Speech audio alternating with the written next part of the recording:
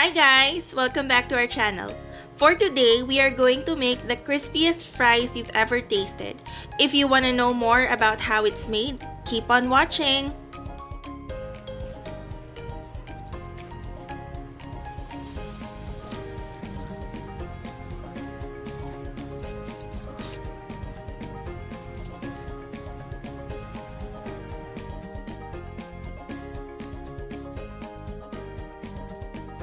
Here are the ingredients for reference. Also, you can check description box for further details.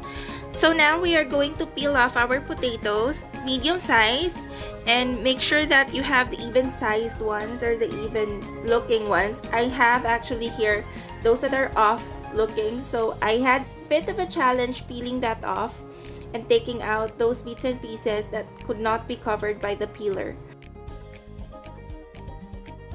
If this is your first time visiting our channel, welcome. Please don't forget to hit subscribe so that you'll be updated with new uploads every week.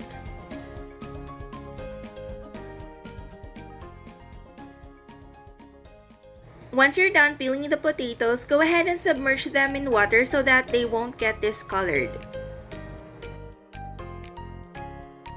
So in a clean bowl, go ahead and pour in some cold water. It would be good if it's iced. Now this water actually takes out the starch of your cut fries, enabling it later on to be crispier once you fry them.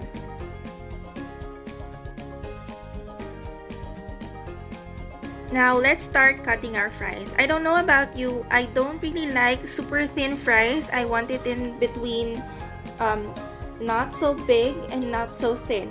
So what I did is I just cut it in about 1/4 of an inch, and then I went ahead and made sticks out of it.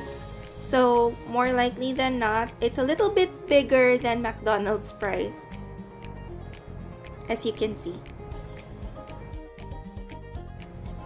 So I go ahead and continue on slicing this one. Now stay tuned for the end of this video as our guest taster will still be around at the end of this video.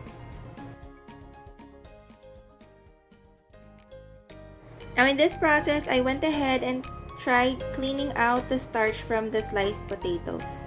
Then I set it aside. Pot and fill it up with water, and we need to boil the potatoes for around 6 minutes.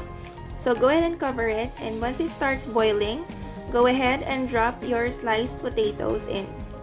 Now, do make sure that you have a timer with you so that you won't get that potato slices overcooked, because there was once that I did cook it for more than 6 minutes and it just, disintegrated. So be very careful with that.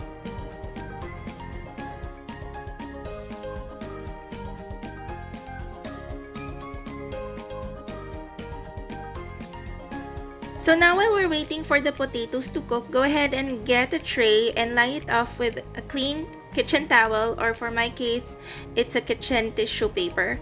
And then this is gonna take out the water that is in the potatoes. Now I went ahead and take it off the flame and then slide them on the tissue. As you can see, it started to drench. And then I waited for it to cool down. Once it's cooled down, get a tray that you can place in the freezer and line it up with a parchment paper.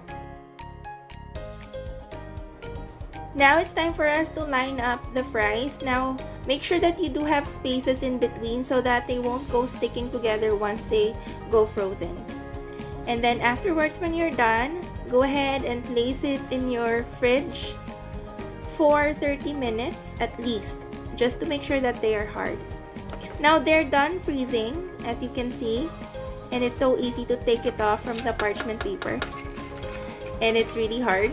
So you want to make sure that you have taken it off from the parchment, and then in a pot, go ahead and add your cooking oil. It has to be deep enough for you to deep fry. So once your oil is started to heat up, go ahead and test your oil if it's ready for frying. As of this point, it's already ready, so I went ahead and placed in my fries. Now I did not crowd the pot to make sure that the oil won't seep through the fries. You have to be very careful with that as well. I just placed enough and then fry for a little more batches if I need to. Now this is the first frying. So you have to fry your fries for at least 6 minutes and then make sure to stir once in a while so that no fries will be sticking in the bottom, and you'd know because they're gonna float. Now that 6 minutes is done, I went ahead and took them off and then I let it cool. After that, I fry them again. So as you can see, at this point, you need to fry this one to a golden brown color.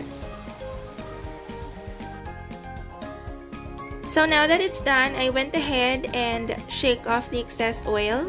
As you can see, it's very beautiful in color, light golden brown. And then I went ahead and placed it on the clean bowl. And then you can add ahead your salt, your coriander powder, and then your chili powder. I'm actually making masala fries with this. So I go ahead and tossed it up just to incorporate all the powders in. And once you're done, place it on a plate and then add up a side of your choice of ketchup or mayonnaise.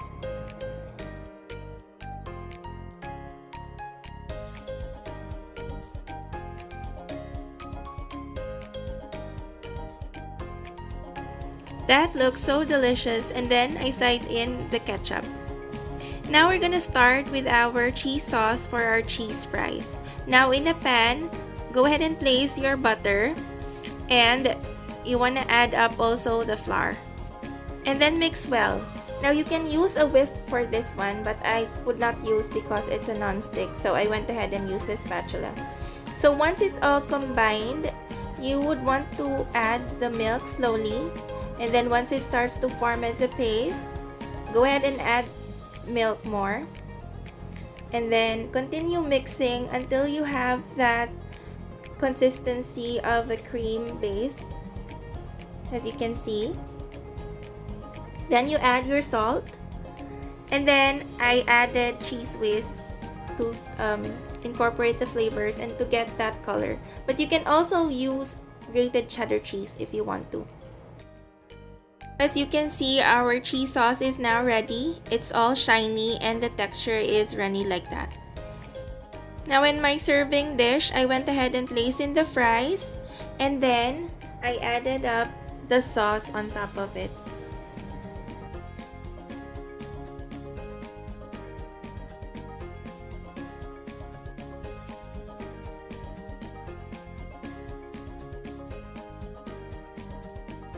And now we're done.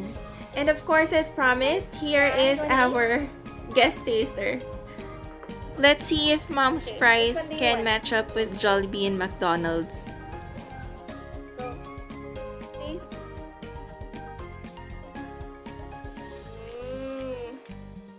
Did you find it?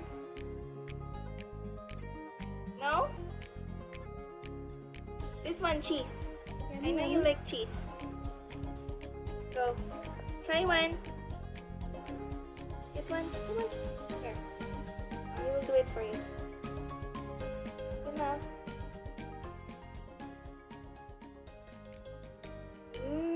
Crispy. Some more? Okay. This time it's a hit for him. He actually loved the fries and was even eating this after we have recorded this video. And just look at that smile. He's so happy he's eating that.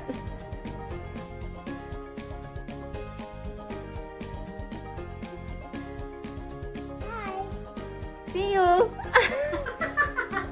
Thank you guys for watching. Don't forget to like, share, and subscribe for more updates and delicious recipes coming. I'll see you guys in our next video. Bye!